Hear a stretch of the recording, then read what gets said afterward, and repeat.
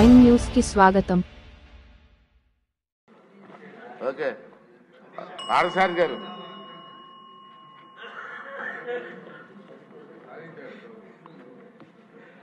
అధ్యక్ష, ఈరోజు మిమ్మల్ని అధ్యక్ష అని పిలవడానికి అవకాశం ఇచ్చినటువంటి ఆదోని ప్రజలకు ధన్యవాదాలు తెలుపుతా ఉన్నాను.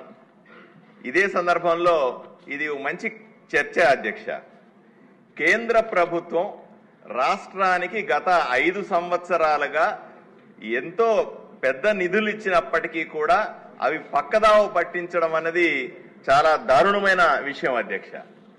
కేంద్ర ప్రభుత్వం రాష్ట్రంలో సుమారుగా 142 పథకాలను అమలు చేస్తాం.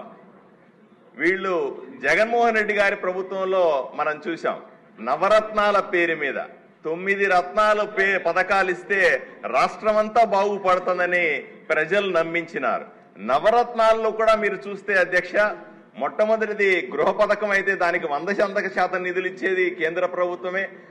అదేవిధంగా ఆరోగ్యశ్రీ అయినా సరే లేదా ఇంకోటి అయినా సరే అన్ని పథకాలకు కేంద్ర ప్రభుత్వమే డబ్బులు ఇస్తున్నా అవన్నీ మావే అని చెప్పుకుని ప్రచారం చేసుకుంది జగన్మోహన్ రెడ్డి గారి ప్రభుత్వం. దీన్ని మనమందరూ కూడా చాలాసార్లు ఖండించాం. నేను చాలాసార్లు చెప్పాను అధ్యక్ష, గ్రామీణ ప్రాంతాల్లో 100 రూపాయలు ఖర్చు పెడితే 80 రూపాయలు కేంద్ర ప్రభుత్వం సరాసరి పథకాలకు ఇస్తుంది అని చెప్పాను. నేను ఒక్క విషయాన్ని మీ దృష్టికి తీసుకొస్తాను అధ్యక్ష, మంత్రి గారి దృష్టికి కూడా తీసుకురావాలి. నా ఆదోని నియోజకవర్గంలో అధ్యక్ష, కేంద్ర ప్రభుత్వానికి సంబంధించినటువంటి పథకాలు డబ్బులు ఎన్ని వచ్చినా సరే రాష్ట్ర ప్రభుత్వానికి సంబంధించిన 10-20% గ్రాంట్లు కూడా ఇవ్వకపోవడం వల్ల అన్ని వెనక్కిళ్ళిపోయినాయి అధ్యక్ష.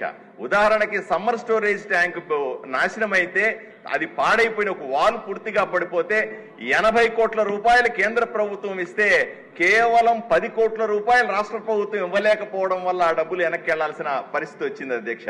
అంతేందుకు ఇంటింటి కొళాయి పేరుతో జల జీవన్ మిషన్ కింద 100కు 100% నిధులు కేంద్ర ప్రభుత్వం ఇస్తే ఈ రోజు కూడా 50% మించకుండా 50% కూడా ఇళ్లకు ఇంటింటి కొళాయి ఇవ్వకపోవడం ఎంత దారుణమో ఆలోచన చేయండి. అదేవిధంగా డ్రైనేజ్ అయినా సరే, రోడ్లు వెడల్పు చేసే కార్యక్రమం అయినా సరే, కనీసం యువత ఆడుకోవడానికి ఇండోర్ స్టేడియంకి సంబంధించిన పెద్ద ఎత్తున నిధులు కేంద్ర ప్రభుత్వం ఆదోని నియోజకవర్గానికి పంపిస్తే దాన్ని కూడా సద్వినియోగం చేసుకోకుండా వెనక్కు పంపించేసి లేదా పక్కదావ పట్టించిన ఘనత జగన్మోహన్ రెడ్డి గారి ప్రభుత్వం.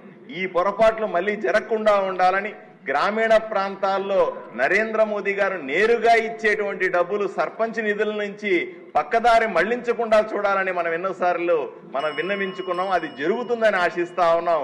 ఈ ఆగస్టులో సర్పంచులకు ప్రత్యేకంగా నిధులు రాబోతా ఉన్నాయి.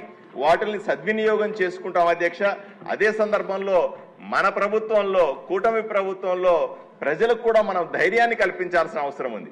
కేంద్ర ప్రభుత్వం నుంచి వచ్చే నిధులను పక్కదావ పట్టించాం, ఎట్టి పరిస్థితిలో దుర్వినియోగం చేయం, వాటిని ప్రజలకు సక్రమంగా వినియోగిస్తామనే విషయాన్ని మీ ద్వారా ప్రజలకు కూడా హామీ ఇస్తున్నాను అధ్యక్ష.